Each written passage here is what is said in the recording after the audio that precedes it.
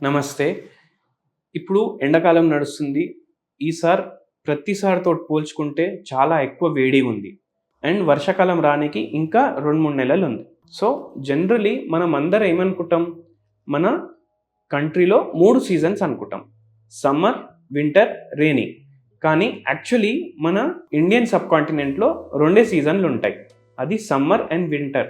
ఏదైతే మనకు వర్షాకాలం ఉంది గదా! అది కూడా యాక్చువల్లీ సమ్మరే.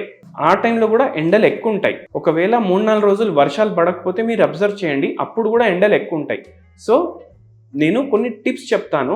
వర్షాకాలం స్టార్ట్ అయిన తర్వాత కూడా ఈ టిప్స్ రెగ్యులర్లీ కంటిన్యూ చేయండి. ఎందుకంటే అప్పుడు కూడా ఎండలు ఎక్కువ ఉంటాయి. క్లౌడ్స్ వచ్చినప్పుడు తగ్గుతుంది ఎండ, కానీ 3-4 రోజులు వర్షం పడిన తర్వాత మళ్ళీ ఎండలు బాగా పెరిగిపోతాయి. ఫస్ట్ థింగ్ ఏంటంటే, ఇప్పుడు ఎండాకాలంలో ఎవరైతే బయటికి పోతారు వాళ్ళు రెగ్యులర్లీ గ్లో9 1M అని ఒక హోమియోపతి మెడిసిన్ ఉంటుంది. డైలీ ఒక డోస్ తీసుకోండి మార్నింగ్. దాని తర్వాతనే మీరు బయటికి వెళ్ళండి.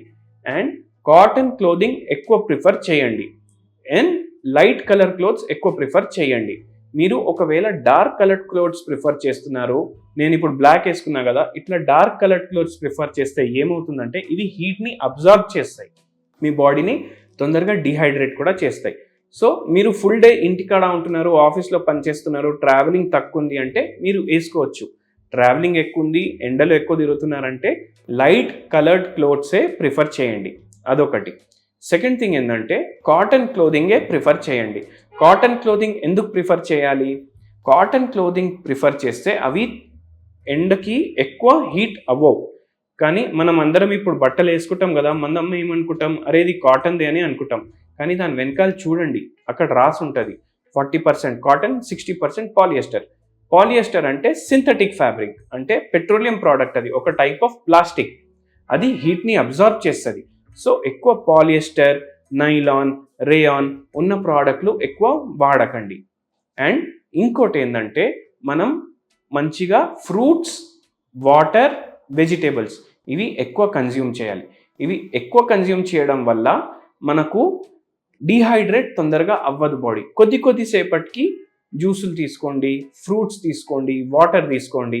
సో డీహైడ్రేషన్ అవుతే కూడా మీ బాడీ మళ్ళీ రీహైడ్రేట్ కూడా అవుతుంది. ఇంకోటి ఏంటంటే, మీరు యూరిన్కి పోతారు కదా, టాయిలెట్కి పోతారు కదా, అబ్జర్వ్ చేయండి మీ మూత్రం కలర్ ఏంది, ఎల్లోనా వైటా. ఒకవేళ చాలా ఎల్లో వస్తుందంటే దాని అర్థం ఏంటంటే మీరు వాటర్ సరిగా తీసుకుంటలేరు. సో వాటర్ క్వాంటిటీ పెంచండి. ఒకవేళ మీరు వాటర్ సరిగా తీసుకుంటున్నారు, దాని తర్వాత కూడా ఎల్లో వస్తుందంటే మీరు ఎక్కువసేపు ఎండలో ఉంటున్నారు. సో ఎక్కువసేపు ఎండలో ఉంటున్నారు కాబట్టి ఇంకా వాటర్ క్వాంటిటీ పెంచండి.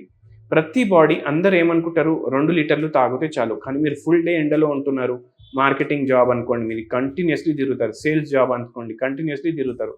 అంటే మీకు 2 లీటర్స్ సరిపోదు. అప్పుడు మీరు 3 లీటర్స్, 3.5 లీటర్స్ కూడా తీసుకోవాలి. అండ్ యూరిన్ ఎక్కువసేపు ఆపొద్దు, మీరు రెగ్యులర్లీ పాస్ చేస్తూనే ఉండాలి. ఇవి కొన్ని tips for summer. And sunstroke వస్తే కూడా హోమియోపతి తోటి తగ్గుతుంది. హోమియోపతి మెడిసిన్స్కి వాడాలి మీరు. అండ్ దీనివల్ల సైడ్ ఎఫెక్ట్స్ కూడా మీకు ఉండవు. సో నా దగ్గర కూడా రావచ్చు అండ్ కన్సల్ట్ చేయవచ్చు మీరు.